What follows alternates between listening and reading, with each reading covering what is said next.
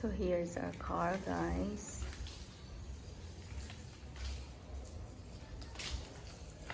Hi everyone! Welcome back to our channel again. It's me, Nelma, and Jerry is here, my husband. And for today's video, we will share with you our experience in buying a car. So we bought a car recently, yes? Yep. So how many options of transportation are there in the Philippines? So here in the Philippines, they have three options. Three or three? Three.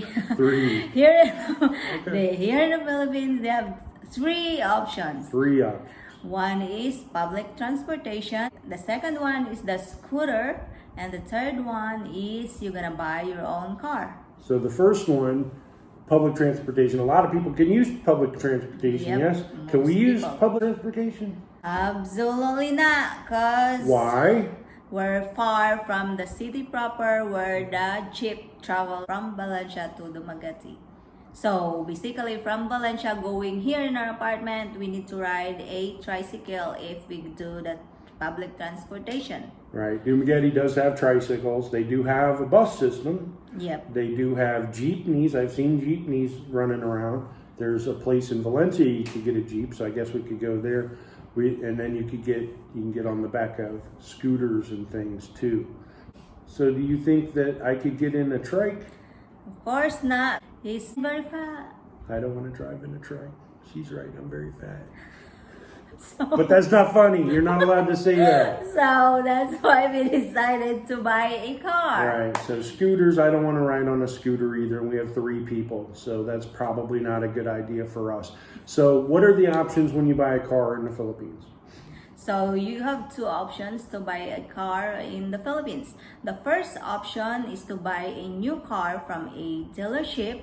And we did it. We visited the Kia dealership here. We didn't do it. We went and looked. We didn't do it. So we went to a dealership of Kia and they have 4 cars there available in their shop. Yeah, we went to Kia because, again, kind of weird. I know that I'm very large. Okay, not everybody can see that, but I'm very tall too. My head hits the ceiling on most cars. It's kind of funny that I know Kia has more headroom than most cars, so I know that's a place. I've been in Souls and other cars in America, and they fit me better than you would think. It's kind of weird. I know a lot of Toyotas, a lot of American cars. I just don't fit in any of them. So we went to the Kia dealership. How many new cars do they have? They have 4 cars and all of them are the expensive ones. They have 15 models of cars, but they only had 4 in the showroom that we could look at or get in. And they're all the expensive ones, Yep. right? And of course, my husband is very cheapy, so... That is so not true. I lavish you with everything that No, you need. honey. You're very cheapy. You be quiet over there. Yes, you are cheapy. You be quiet over there. Not to say Anyway, the ones that they had there were not in my price range. I didn't want to spend that much money for a car in the Philippines. We went to another dealer, a multi-cab dealer, right? Yep. We visited the Roscoe dealer also, and they're selling multi-cabs there, and they have like 4 cars available. Yeah, I love these little things. They are so cute, and I think I would like them. I actually fit in them also. If you don't know, a multi-cab is a repurposed vehicle. It is cut up into sections. It is not a new car. It's cut up. It's shipped to the Philippines, and they reassemble them, reupholster them, work on them, put in a new battery and stuff. So it's basically a new car at the end, but it's not a new car. I've looked at a few of them. I've been looking at them online for a while. I really like them, but what did everybody say about them? Everybody say don't buy it because you're gonna be in trouble. Yeah, everybody literally scared us out of buying one of those. It isn't the new car, I understand that, but I still think that they're very cute. No, they're not. not say that. It's like a bun. It's not. They're very cute. They're cute to see, but they're not. They don't work good. Wasn't for us. So the other option was going online, using Facebook, using online dealerships. They have Dumaguete cars for sales and things for sales here. So we looked through those, right? What happened with that? So we eventually found a car that we really like, and we told the owner to come so that we can check it out. So he came and brought the car to us, and we check it out, and my husband fits on the car, so Yeah. we decided to buy it the next day. But the people around us scared us and Yeah. tell us maybe we will be ripped off if we buy right away. So Who goes to the Philippines and buys the first car that they see from the first man that they see? So everybody thought we were crazy. Okay, what are you doing? Oh my God, he's ripping you off. There's no way.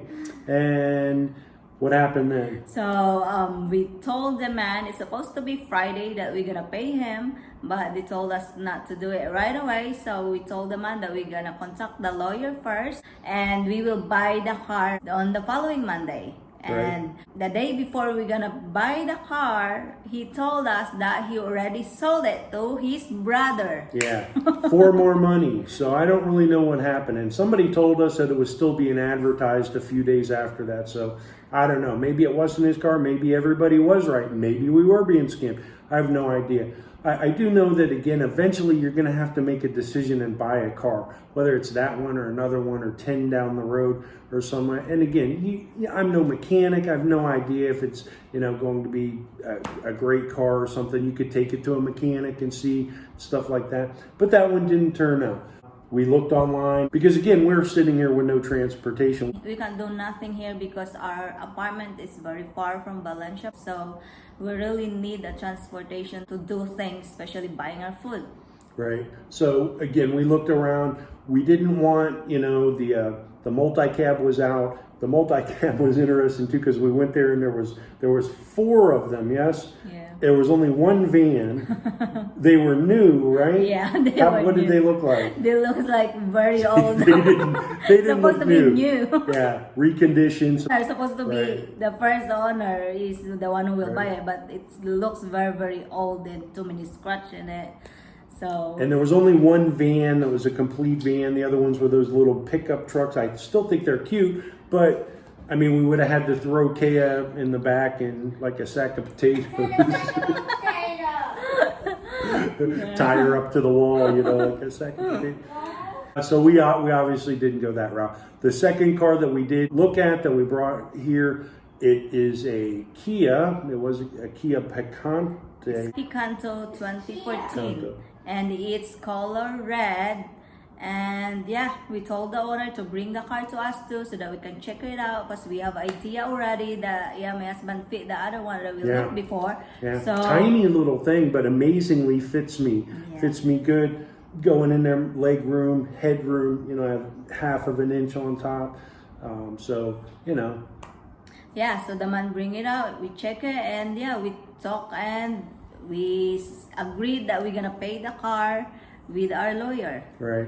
We went to the lawyer shop. That was interesting. Did the paperwork there. And what do you need to have to do that?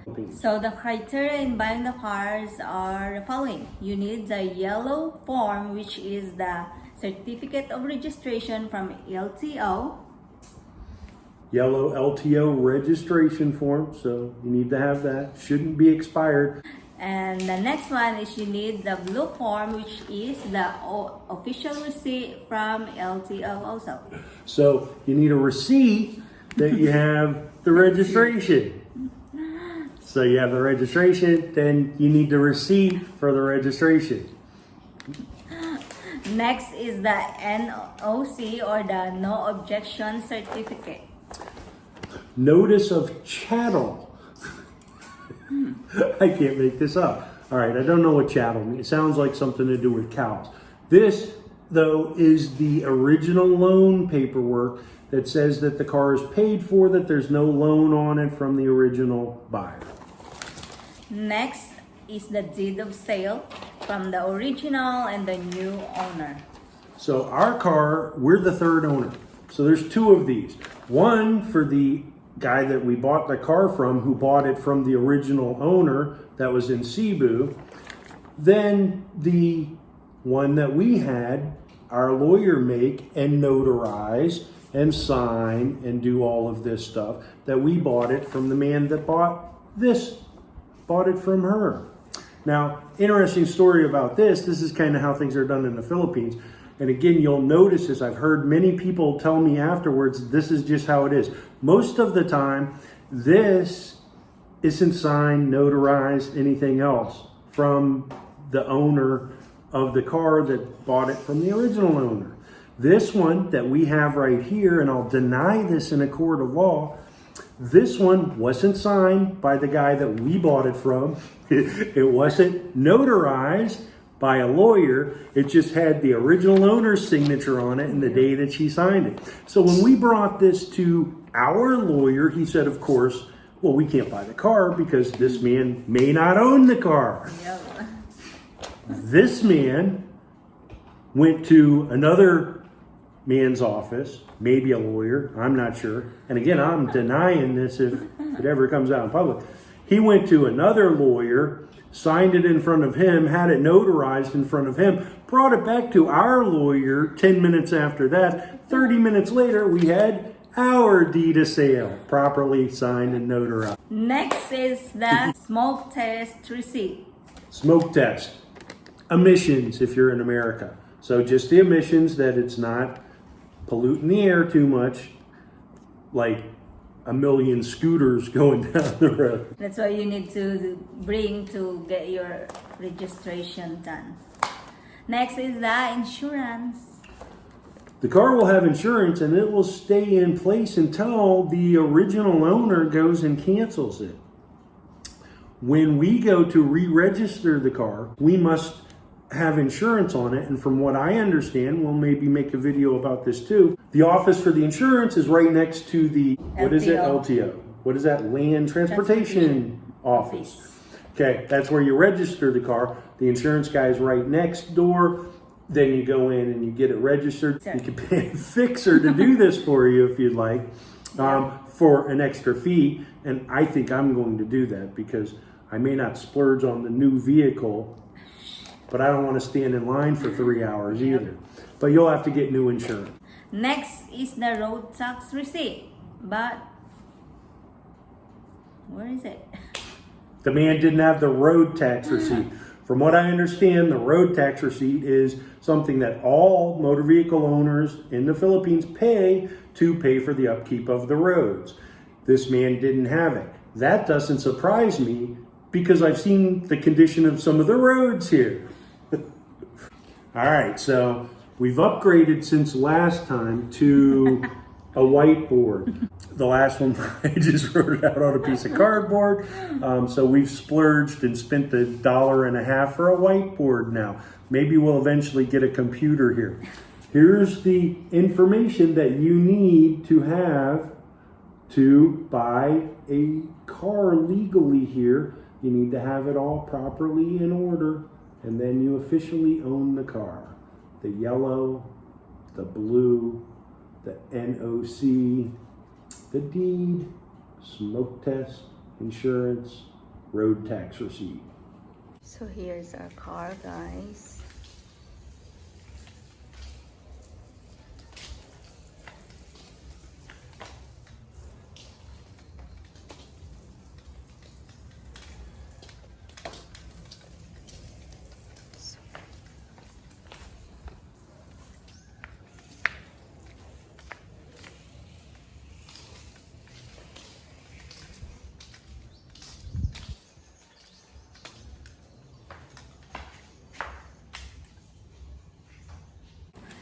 So that's all for today, guys. I hope you learned something from our video today, and thank you for watching. See you on our next video. Bye.